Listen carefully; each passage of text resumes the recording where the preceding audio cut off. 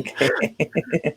All right. Hey, welcome everybody. It's Anthony Chansamou from Simple Creative Marketing, and we are, I don't even know what number it is, but we're going live with Authentic Influence, and I have with me my dear friend and mentor, Sandra D'Souza from Ellect.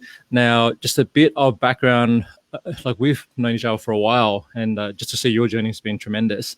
But to give context to this conversation, on International Women's Day 2019, Sandra launched Ellect to address the gender gap in business with its procurement marketplace that connects small businesses with corporate buyers. Now, every transaction has a social impact on gender equality, which is why I want to bring Sandra on to the show to talk about that. Ellect is aligned with United Nations Global Goal number 5, which is gender equality, to be a purpose-driven business where parts of the proceeds fund known gender equality projects. The website is ellect.biz, and you can find Sandra on all the socials. And we can tell you all about that, because before she was at Ellect, she was doing something very much social related. So how about we start there, Sandra? Where were you before you started Ellect? That's true.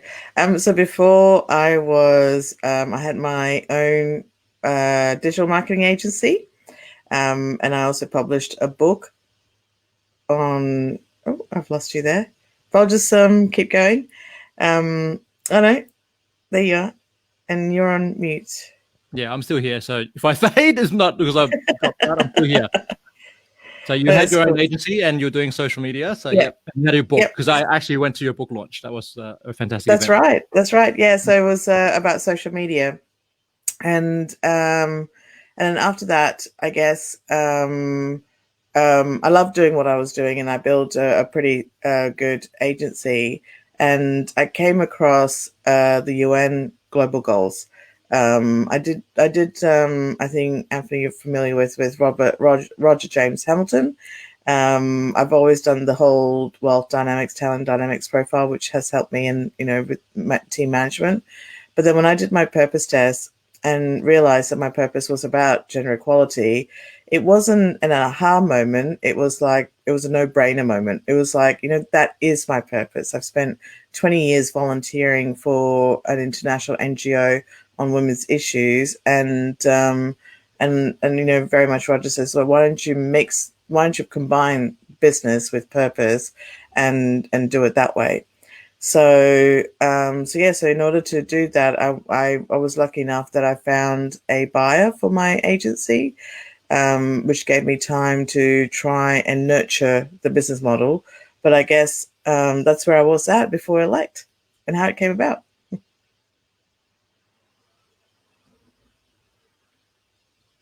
I love that purpose-driven purpose test, because I did that as well after you recommended, actually, because you had done it, and I went, oh, you should check this out.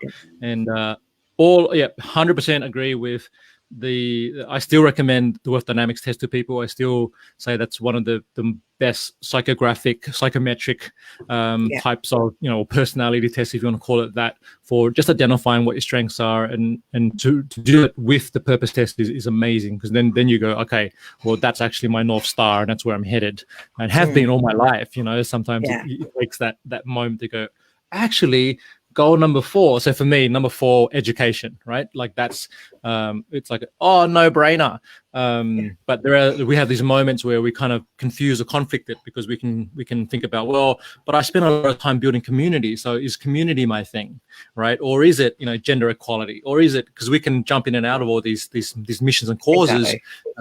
And I think the test just kind of like crystallizes it for you and just goes, well, that's the driver, and then all the other things will feed into that, but that's what it is, and you lead with that. I love that. I love that you've arrived there, and I've seen you kind of build this business, this enterprise for the last few years since you sold the company, and it's just been wonderful to see you really go all in, I guess, on the purpose. Like, this is what I'm doing, and this is what it's all about. And you've got your amazing daughter, and of course, and that's a huge part of it, and your husband and everyone that you touch. But I can definitely see that thread that's been consistent with you ever since I've known you. It's like, that's what it's all about. So now let's talk about something that came up even before we were planning this interview, which was social enterprise versus purpose-driven business. That's right. What? Yeah. So I know that you said you were correcting yourself, business to say social enterprise, and I wanted to jump in and say no, it's actually a business. So I wanted to make that clear. There's nothing wrong with social enterprise. There's some amazing social enterprises out there, but what I've found, the definition of social enterprise is very much more aligned with charity or not-for-profit. What I'm actually doing is a profitable business. I'm building a profitable business. It is a business for profit, but what it does is that it has a positive impact, a positive social impact into society, and it's a purpose-driven business in terms of what it's trying to achieve. So, I guess that's the difference. Is that I'm not profitable businesses are not. It's not bad. It's actually a good thing. We want businesses to be profitable, and we want businesses to actually do good. And this is where I like how the UN goals have come into play with their global goals, is to say that how do you align your business with one or more of these goals and make a positive impact, and include ethics, and include values, and include the purpose, so that if all businesses actually do good business, I think we will see a far better, I guess, society, and harmonious, maybe no world wars, no poverty, everybody's educated. I know I don't want it to make it sound like it's utopia, but certainly I think there's nothing wrong, firstly, for business to be purpose driven or to have a positive impact, and secondly, for it to make profit as well. Yeah, and those are very strong points, and there's a whole world we can dive into. And just Yes. there's a whole conversation around just money mindset, and can you really make money while doing good, and a whole ton of coaching I've done personally on my own values and my own belief systems around that. And I remember a coach saying to me many years ago now, and we need people like you who are heart driven, who are purpose driven, to go out there and make it work, and be models of that being a possibility, because we there are people out there who are not so aligned, and more so like just all about the profit and cashing out and whatever that is, but not really about the social impact or making change in the world, which I struggle with at times, because my thinking is, well, most entrepreneurs are solving problems. Like the reason you become an entrepreneur, start a business, is you've identified some kind of problem, whether it's in your community, in the market, whatever it may be, and you're trying to solve it to improve that in some way. Right. So by doing so, you are changing the world. Like there is something that's changing. But what we're talking about here is much deeper than that. Whereas, like you're talking about gender equality, which is a massive challenge, all over the place. And, if we go to the US and what's been happening this year with Black Lives Matter and these type of things, and then, what was that movement around, particularly for women, about there was a whole Me Too. Me Too, that's right. Yes. And so things like that coming to social consciousness, and here you are going, well, let's do something about it. So how did you go from that concept, right, to then deciding what the business model would look like? It's a very good question. And I guess, having been in business, I've learned a few things. I've made a lot of mistakes, Anthony, and I didn't want to make the same mistakes again. And so firstly, I wanted Ellect, before even the name with the Ellect that has come on, I wanted to make sure that I didn't want it to be a not-for-profit. I didn't want it to be a consultancy group. So working in gender equality, it doesn't have to be a charity. So what I wanted to do is, and I'm hoping you're still listening to what I'm saying here, what I wanted to do is to make sure that it has a scalable platform and incorporate technology into this. And by doing that, what I've done is spend quite a bit of time on trying to get the the business model right, because it's not easy. Like, how do you build a business around gender equality? So it's quite challenging. And so what I did then is, again, I was part of the whole Entrepreneur Institute with Roger of trying to, and I had him as the coach, as you know, like the whole Crystal Circle. I had that as part of my digital marketing business. And when I sold that, it's like, okay, now it's time to work on Ellect and spend the time on putting together the business model and working out of how to, he was very big, like, let's create a business that you can 10 times easily. And when you say easily, but what is that? What does that look like? And you do need to find something that is fast and scalable. And the reason being is that I wanted technology to reach out as easily to as many people as possible to have that positive impact on gender equality. So spent 6 months actually working out the model, and it's quite crazy when you have this idea, you talk to people, and then they give you that idea, and you give that idea, and then you're all over the place. And then I would then go back to the coach, and then he says, "Oh well, no, stay focused, bring it back. That's you don't want to go off the tangent, stay focused." And that's when the business model of addressing supply diversity came about. Supply diversity is an important issue, and small businesses need to connect with corporate buyers, and both actually want to make sure that they are connected and work together. So small business want more sales, corporate buyers were looking for supply diversity and accessing small businesses as part of their mandate of in terms of their procurement policy.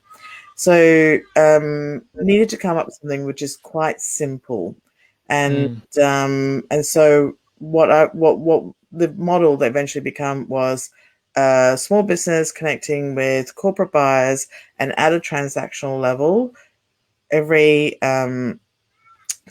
transaction funds a gender equality project. Now, I just wanted to point out, it was initially going to be supporting just women-owned businesses, but I did my research and I got a lot of pushback on that, both for men and women, to say, look, if you want to do gender equality, why don't you look at things of how to make it gender equality? And so that's how it kind of like evolved into this model. That's fascinating. I'm surprised, and also not surprised at the pushback because of the rationale. Because I know there are, and there are, women's only or women entrepreneur groups. There are. I remember someone coming up with a men's only kind of group, and then there was a whole backlash around that, and going, and their argument was, but there are all these women only group. Why can't we have a men's only group? And people were saying, well, you're missing the point. And just to hear that, you've arrived at your model because of the feedback. But what it does say to us is, there is value in actually asking, your supply chain and whoever it may be, would this resonate with you? Would you support it? And I suppose that also, for those watching this and thinking about, okay, well, how do I launch a purpose-driven business? Yes. Yeah. What's the way to go about that? And I think that initial. So how much time did you spend on actually collecting that feedback and understanding what the market actually wanted? I think I did spend about 6 months, but it was also, I had a full-time job with the acquisition of my agency that I was working along, so I had to work that in the background. But I think what I had, the whole minimum viable product, I needed to work out what was the minimum viable product. And I followed the whole lean startup process, and that is getting the feedback. Will people, you could have an amazing business idea, but if people don't buy from you, then it's pointless. And you can't build a business based on your idea without talking to anybody or just talking to a handful of people. So I wanted to spend the time, and luckily I had the luxury of that, to really get the model right. And it helped having a coach, by the way, just to, say, that's a shitty idea. Where did you find that out? And so it's in my head. It's like, well, go get the feedback. So he didn't actually say it was a shitty idea. And I'm sorry, I swore on this, okay. By the way. You're not the first and you're not the last. So that's fine. Okay, all right, good. And so that was really good, getting the feedback, getting from the market. And then once the business model, I had the concept down packed, and finding out how I was going to build that on the technology base. Before building on a technology base, I wanted to know if people were willing to pay for it. And I'm pretty lucky that I've got a good network of people, and there were people who understood, a group of people who understood what I was trying to do. And I reached out to my network, not everybody, but just some, and said, look, will you be willing to sign up for this? And so I actually made my revenue before I even built it. And that is, I had a group of people, my first batch of customers who signed up, paid an annual membership before I even built it. Then I thought, okay, then I'm onto something. I'm onto something people are willing to part money with, and then built from that kind of thing. So that's how it all came about. Wow. Okay. Tell me about that. How did you? So when you say you made revenue before the actual launch, what did that look like, and what did you go to each? Because you've got a two-sided marketplace, right? So basically, Yeah. so how did you? I guess using Glenn Carlson dent language here is Yes. what was the pitch? How did you go to each of these parties and actually pitch Ellect? I went. It's harder to go straight to the corporate buyers for something that's brand new. They won't part money on a concept unless you really, really know the people. And I think people who believe the person that you are, and the network is really the trusting. They trust that when you take their money, that you are going to do something about it, and you're not just going to take the money and run off with it and never see them.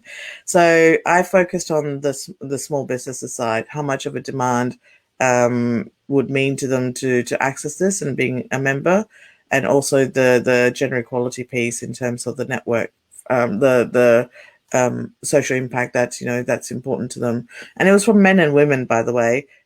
Even my husband, part money with him. He didn't have to pay for it, but I said, I'm doing this. I even pitched it to him, and then later on he says, you know what, I'm going to buy a membership.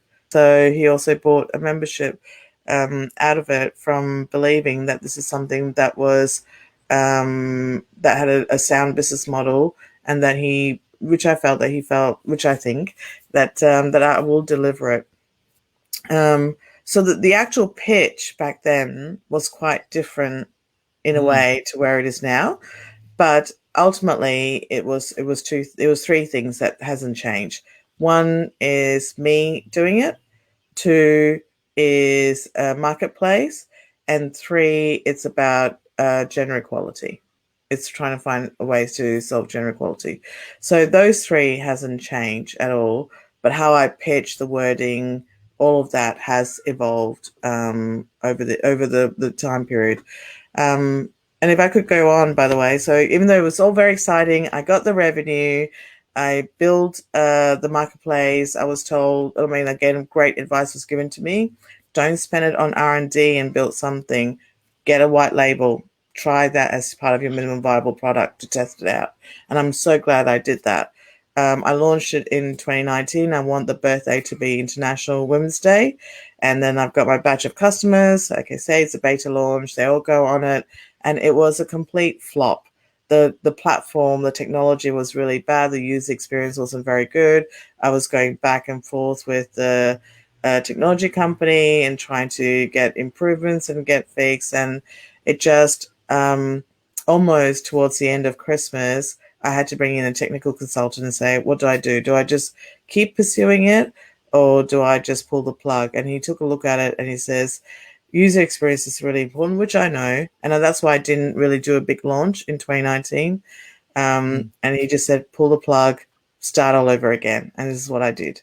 So over December last year, I got another platform, and I worked throughout Christmas and New Year. I didn't really have a holiday, and just rebuilt that, getting the technology company to work during the break, helping me with with the configuration and things like that, and relaunched it. Relaunched it in January, got the existing customers on, but then we thought, let's put in the work, and relaunched it in early March. So it was a bit of a journey. Even though I tried and was careful, I did my due diligence, things could go wrong. but it was really good experience to have a beta phase. Yeah, I think that's so valuable, and I'm glad that you shared that, because I think we can see companies like Thank You and whatever these brands are, and you go, it's so polished and it's so amazing, but when you hear the original the origin story, and you go, like, they literally were struggling for 2 or 3 years before it became a thing. And they were, and your story is just amazing. Just not that process was amazing when you're in it, but it's a learning curve, isn't it? It's like, look, we're going to fall. This is normal. Maybe the platform's not right, but you don't learn until. I've got a mentor by the name of Dan Norris, which you may be aware of, and he's got this in his book. He talks about you don't learn until you launch. You don't learn until you have your thing in front of your buyers, in front of and they tell you, and if that's crap, or whatever it is, or I can't load it, it's not coming up on my phone, or whatever these problems are. Yes. And so now let's talk about, like, from that. So you've got the platform up, you worked through last Christmas, getting it all to version 2 or version 3, whatever it is now. And so how then did you proceed to spread the word about Ellect and get more, whether it's corporate buyers or on the other side, getting more people who are suppliers? Like, how did you sort of have that process going? Yeah. So I gave my network, because I've been in the women's space type of thing. I showed to a few key people what I'm working on, and they knew me in the marketing space because I've done some work for them, and they said, "Oh wow, that's amazing!" And so I was given the opportunity through the connection to speak at a couple of major conferences, international conferences, which they were supporting me to showcase Ellect. At the the Commission of Status of Women, is CSW for short, is a UN conference for women that's held every February, March in New York City. So I literally got my ticket to go there, and I was invited to speak at the Global Summit of Women conference, which has 1,500 delegates from government, corporate, international NGO, small businesses, entrepreneurs in Bangkok. And they were going to be my massive launch to really get the word out there. But guess what? COVID happened. So all of a sudden, all of the arrangement deals I had, joint ventures, all just stopped. Nothing happened in terms of they all just have to pull the plug. And so the other thing that I've learned was to have really good advisors. So I told you about having a good coach, but I had talking to people who are expert in their field. And I was talking to who has since now become the chairperson of my advisory board. And I said, then she was showing me what was happening in New York, what was going on, how people are addressing COVID. And like you said, sometimes you have to do it with what drives you.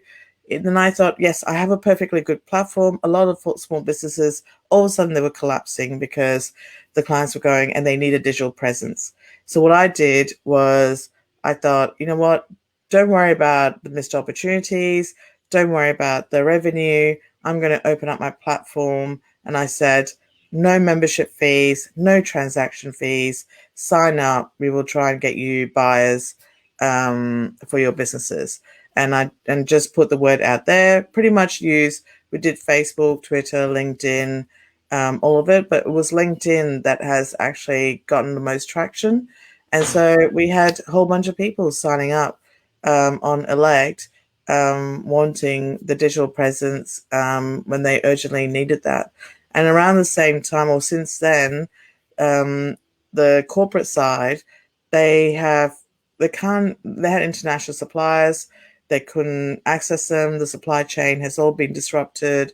And they were actually then really looking for diversified suppliers. So there's this, again, movement on this change of attitude to look for different categories of suppliers, not just in their products or services, and looking for small businesses to support because they see that as something.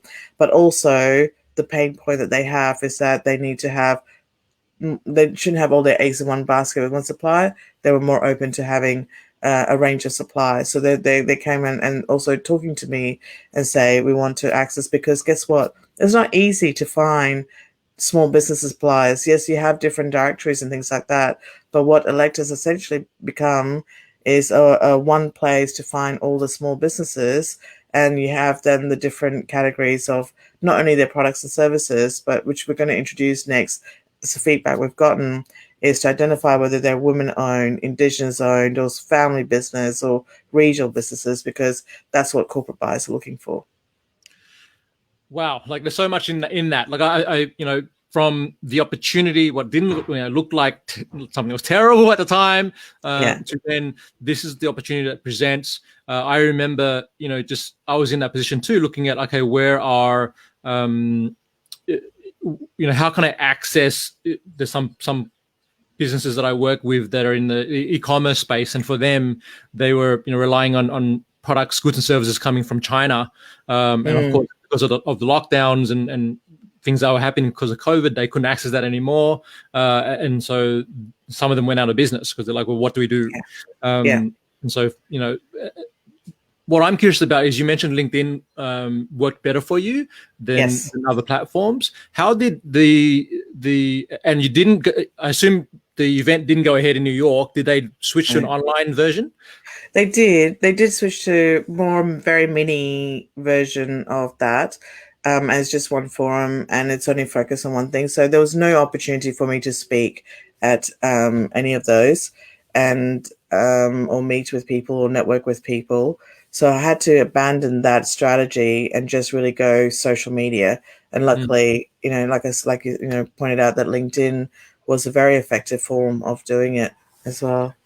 So just to give people some insight into that, is that a case of doing searches for companies that might be within your target profile and then reaching out to them? Or was that how did you go about actually identifying it? Or how did they find you? Is the question I really have in my mind. Yeah. So I guess it was maybe a 3-prong approach. One was the social media post. Doing that, I did a video to say, hey, this is what I'm doing. I'm opening up the platform. It's free. I want to help you. Let me know how I can help you. Go to Ellect. And that was a very effective video post. As you know, video post gets more attention. And then reaching out to, we actually reached out to different groups of people who I think that would have small businesses as their clients and say, this is what I'm doing. And if you have anybody that could benefit from it, and tell them it's free, I make no money out of it, I really want to support. And that also, what I found, that the response from that on LinkedIn, because I think it's all to do with business, it seems to resonate with that. I always found Facebook has been far more efficient of ways. Facebook, Instagram, depending on what you're doing, gets really good results. But in this particular case, when dealing with just small businesses, LinkedIn was really effective, like 10 times more effective than the others. So we just honed in all our resources into LinkedIn since then. That's incredible. You should be like, if there was I don't know if LinkedIn do it, but if they were to profile different organizations, you'd be a great case study to say, well, this is how, what Ellect has been able to do. That could be an angle. I was going to say, hey, LinkedIn, if you're listening, I'm open for an interview. 100%. Now, I'm looking at the site, and you've got basic member, business member, VIP member, and sort of what's the breakdown right now in terms of percentage, if you will, of the types of members that you have on the platform? Yeah, so the ones I've pre-sold, they've become VIP members. And it's only to be fair because and they got the mates rates, so as part of the benefit of signing up first, and then since then, when we opened up the platform, I was actually giving away the business membership to them at the time. We didn't have a free member plan, so it was like, you become a business member forever. And I know I did make revenue out of it, but like I said, I genuinely wanted to help, and it wasn't about revenue. But what that experience has taught me, and again, responding to the market, was that if you open it up for free, businesses are more willing to try it out and to sign up and participate, and see if this could work for them. So that's when after 3 months, we thought, well, okay, we'll go back to the revenue model, but then, said, look, let's introduce a free plan for those who just want to try it out. And that's the basic free plan came up. So businesses can sign up, they don't have to pay anything. And then they can be part of Ellect. But all plans have a transaction fee. So even though I don't make much money out of the membership, it's the transaction fees what I'm looking at, and the transaction fees where it creates a social impact. So if we don't have income for that, then we can't create the social impact. So we've kept that even for the basic plan. And the feedback, again, is like they said, well, you bring in more sales for me, you bring in your business, willing to pay for it. Yeah, because it becomes, and that's one thing on the supplier side, they find it very difficult to market effectively. So for them, it's like, how do we get our products out there? How do we get the buyers? And you've created the space or the platform for that to happen. And I think it's a brilliant model. Like obviously an example would be Kiva, a bit of a different angle on that approach, but that's one that's been, we've seen for a while now. And I've seen different variations of that as well. And I've always wondered, is that profitable? Does it actually, hit certain objectives? Because like you said, you started off at the beginning, you're not a charity, and it's not a not-for-profit. Like you need to be profitable, so it's sustained, and the impact continuing, right? Because that's the whole point of it, is like we still want to support all these, the cause, the gender diversity and all these things. And I think that's a wonderful journey that you're on. So we're just going to wrap up in a moment. I'm just curious, is there any other sort of, it's really weird for me to ask this question being that it's 2020 because it's not a normal year by any measure. Were there any sort of other things that came out of this experience for you that you was a surprise perhaps, or that you weren't aware of when you started embarking on that journey to really build Ellect? I think I'm pleasantly surprised how many people liked the social impact work of Ellect. And I do get I'd also get feedback. I have two groups of people. I have a group of people who says, love what Ellect does with the small business and corporate buyers and the marketplace. Forget about the gender equality. Put them as a back burner, or don't talk about it. Just focus on that model. And then the rest of it, the reason they're interested in Ellect was purely because of the gender equality piece or the social impact piece, that they want to be involved and participate in the business. And so I'm surprised that there is still a group of people who they're not bad, or they didn't say that in a malicious way. It was more of a case of we have been having to hide things of talking about gender equality and not be known as feminists, and I'm not talking about women, it's just men and women, not to be seen as a feminist, not to be seen as supportive of gender equality so out there in a business world, that I'm surprised that still happens, but also at the same time not surprised in 2020. So I think we do have a long way to go, but what I'm really enjoying is how luckily the group is much bigger for those who want me to keep going what I'm doing and actually championing me. So that's that, because you never know when you're starting a business, like you said, you put your hard work and sweat into it. You don't know if you're on the right track, and you don't know if you should continue, am I dreaming this? This is crazy. It's such an unusual thing that I'm doing. But then you get feedback like that. And I thought, okay, I'm just going to keep going.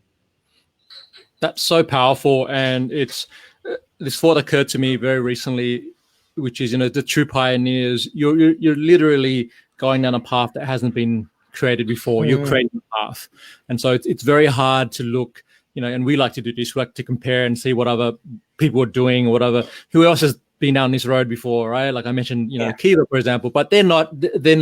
They're similar, but not the same. There's this difference, and so and so you have to go, well, I'm looking for those little signals to say I'm on the right path. And I love that, because you've gone purpose, you lead with a purpose, Simon Sinek speaking to me right now. Okay, lead with your why. And then what that does is it brings the right people, buyers, partners it brings, and they're the ones that you want to play with, like the people who are going, oh, maybe that's not right, we don't want to deal with the whole gender equality thing, we're going to hide that message. That's okay, that's your choice. But for you, it's very easy for you to say, well, okay, well, perhaps you're not an ideal partner for us. Exactly. And we will find those, because there are those people out there who want, and there's companies that want to really push towards that end state. So that's really, really amazing, and I'm so glad that you are where you are. And, thanks, Anthony. So thank you so much, Sandra. Is there? I'm just going to put your website up here again, so everyone listening. www.ellect. That's ELLECT.biz. It's 2 L's. And Sandra D'Souza. I'll put all your links into all the show notes and things. But definitely go and support the platform. If you're all about gender diversity and being good and doing good, then that's the place to go. Any last messages for our listeners? Well, Anthony, like I said, thank you for this amazing show and for giving me the opportunity to be able to talk about Ellect and also how I get there. Sometimes makes me realize that, being surrounded by amazing people like yourself helps get the message out there, what I'm trying to do. And I do truly appreciate it. And great show, by the way. I really enjoyed talking to you and love your questions. It was great. I enjoyed that. You're welcome. This is my little, I'm calling it authentic influence, because it is about, people. How do you influence others in a positive way and do it as you, show up as you, and not as, what you think people want you to be. And that's the hardest challenge I've had in my life. And I continue to have that challenge, but also all my guests have gone through that. What we thought we were 2 years ago or 1 year ago, we're still evolving as humans. Exactly. And our businesses are the same. The businesses are, as you and I both know, are reflections of who we are, and who we're becoming. So, Ellect is just one iteration of Sandra D'Souza, and that will evolve over time. So we'll have to bring it back. But thank you so much, Sandra. For everyone listening, we'll see you again on the next episode. Thanks, Anthony.